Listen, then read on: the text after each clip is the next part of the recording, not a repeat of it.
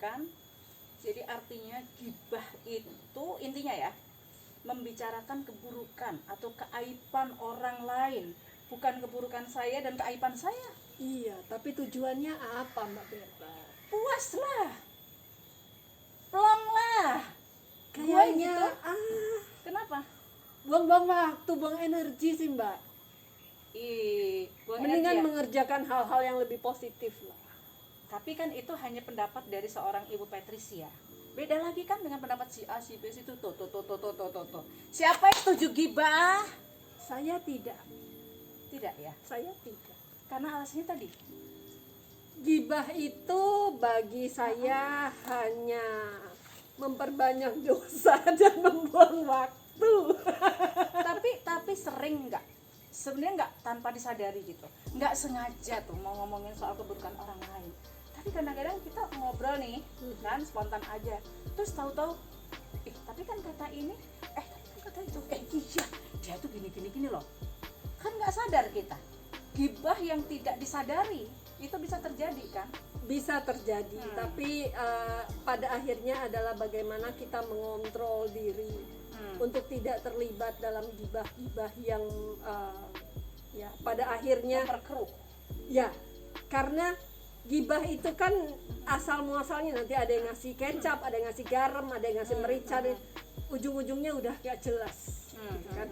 Nah, daripada kalau saya memilih ketika sudah mulai satu bahasan mulai mengarah ke gibah, Ya.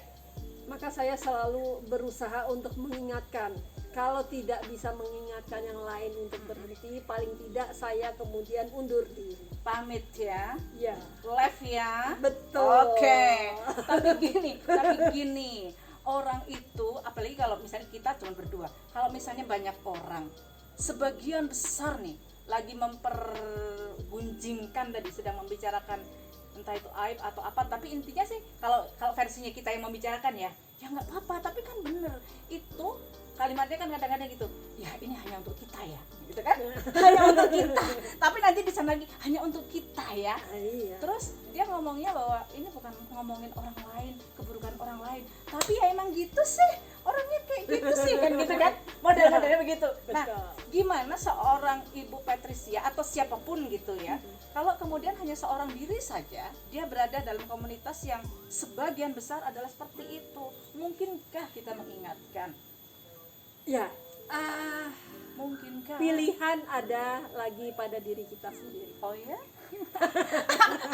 Aku nggak terlalu yakin kayaknya.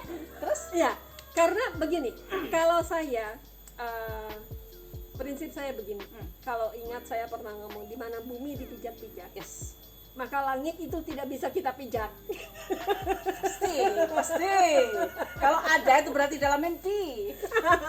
Aduh. Dalam arti kalau saya seorang Patricia selalu memilih ketika saya berada di satu tempat dan saya merasa tidak nyaman, maka saya berusaha mengingatkan selama saya peringatan saya itu masih bisa didengarkan. Ketika tidak bisa, maka saya bilang, maaf ya, saya ada agenda lain. Bohong. Dengan cara bohong, tapi demi kebaikan gitu. Ya, karena saya tidak mau terlibat untuk membicarakan kejelekan orang lain, karena yang saya pikirkan begini, ketika saya mau terlibat untuk membicarakan kejelekan orang lain, satu saat saya akan dijadikan bahan omongan juga. Nah, nggak usah suatu saat. Ketika itu tadi kembali lagi ya, ini ada 10 orang nih yang lagi ngobrol. 9 orang sedang membicarakan keburukan orang lain. 1 orang tadi yang kemudian, maaf ya, saya ada acara, saya mau pamit dulu. 1 orang. Begitu dia baru mau mulai melangkah keluar, yang 9 ini kemudian emang beralih, tidak membicarakan lagi ke orang lain ya, keburukan orang lain, tapi membicarakan Anda loh. Ya, Kalau bahasa Inggrisnya remesi. Ya kan? ya, Sok atau apalah. betul. Padahal dia itu juga itu gitu. Jadi resikonya luar biasa loh. Betul. Ketika kita tidak ikut ngombyongi tadi. Saya jadi ingat Mbak, tadi saya ada sekilas ketika saya membaca guyonan-guyonan ringan gitu kan. Ya. Jadi orang hidup itu selalu penuh risiko. Tidak pernah ada yang nyaman. Yes. Jadi orang miskin dijauhi orang. Betul. Jadi orang kaya digosipin orang. Ya. Jadi orang bijak Itu pun masih ngomong diperguncingkan. so. Nah, kalau semuanya tetap diperguncingkan, ya jauh lebih baik ketika diperguncingkan. Oh, Bu Patricia itu orangnya baik ya. Gitu. Siap. Ya, itu jauh lebih baik daripada Bu Patricia orangnya nyebelin banget deh. Iya. Nah, yakin kalau itu.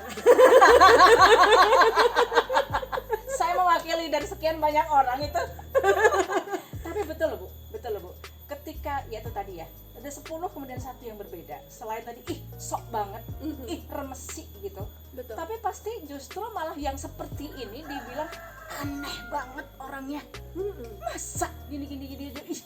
Jadi justru malah labelnya itu yang aneh itu justru ini. Betul. Bukan yang salah.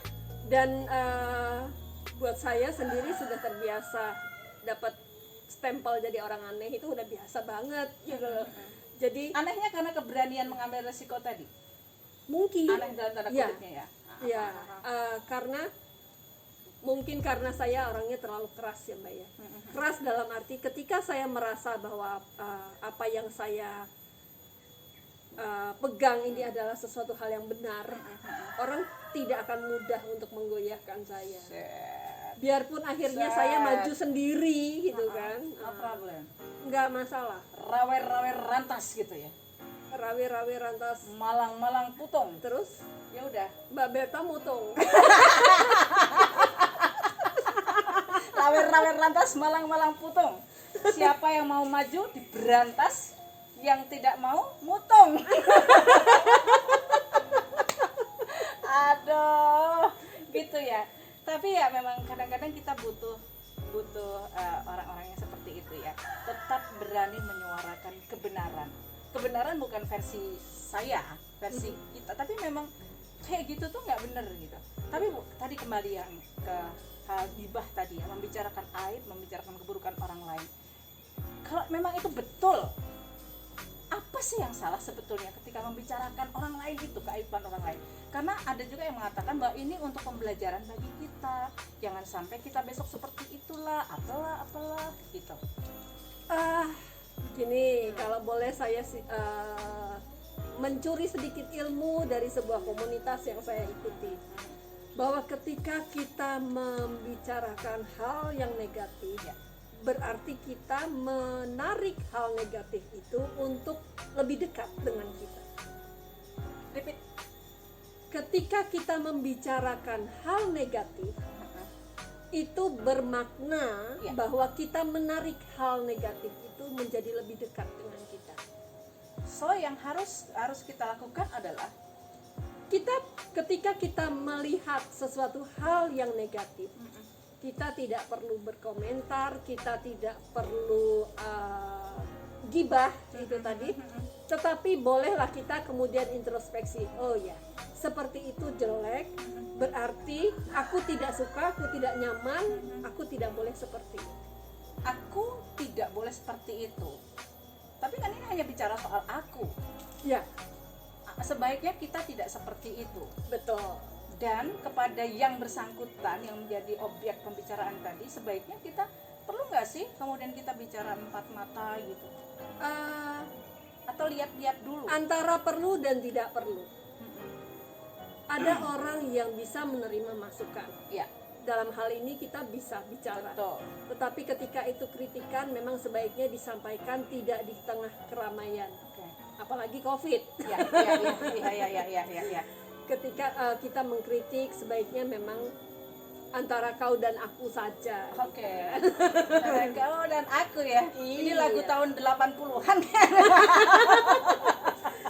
Tetapi kalau berupa pujian, bolehlah disampaikan di muka umum. Kalau perlu pakai iklan koran gitu kan, nah, supaya koran tren lagi gitu kan. Tapi sebetulnya sorry saya putus. Intinya adalah ketika kita yang pertama tadi tidak perlu kita membicarakan aib orang lain. Karena ketika kita membicarakan aib orang lain, bisa jadi suatu ketika nanti kita yang akan dibicarakan. Betul. Dan apa sih sebetulnya keuntungan kita dengan membicarakan keburukan orang lain? Kalau kita bilang, ya plong, ya puas, yaitu untuk pembelajaran, benarkah begitu? Kan? Terus baik juga ketika kita bisa bicara empat mata ya dengan orang yang bersangkutan tanpa tujuan kita ingin menjadi pahlawan. Ya. Ya kan? Artinya kita emang tulus. Betul. Daripada gibah bikin masalah, mendingan Ya, kita sampaikan baik-baik dengan tujuan memang kita ingin mengajak dia untuk memperbaiki. Tapi ada yang mengatakan begini, kalau kita tahu salah tapi kita diam saja, itu dosa. Nggak usah dikomentarin. Tahu pasti ya, ketika kita tahu itu salah tapi kita diam saja, itu dosa. Ya. Dan banyak anehnya banyak orang yang mengatakan diam itu emas. Nah, jadi Mas Boy, dosa itu emas dong. ini kesimpulan yang tidak perlu diperhatikan ya.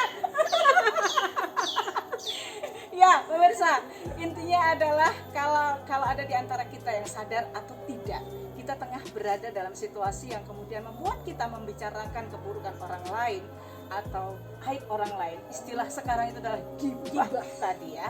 Sedang gibah tadi, ayo cepat-cepat berubah ya. Jangan kemudian kita terlena dengan ikut gibah supaya gibah tidak jadi masalah.